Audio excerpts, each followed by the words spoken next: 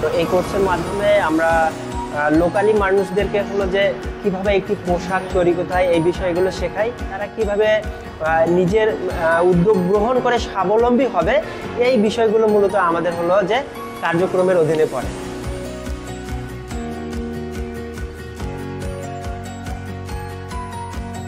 পড়াশোনা শেষ করে কোনো কাজে ঢুকতে পারি, সেজন্য আমি গ্রাফিক ডিজাইনার থেকে এটা কোর্স করছি। আমি বাসায় বসে জব করে ইনকাম করতে পারি, ফ্রিল্যান্সার হতে পারি। এবং আমি একজন ডিজাইনার হতে চাই, নিজের ইনকাম নিজে করতে চাই, আলাদাভাবে একটা কেরিয়ার গঠন করতে পারি। এই জন্য আমি গ্রাফিক্স ডিজাইনটা আমি শিখতেছি।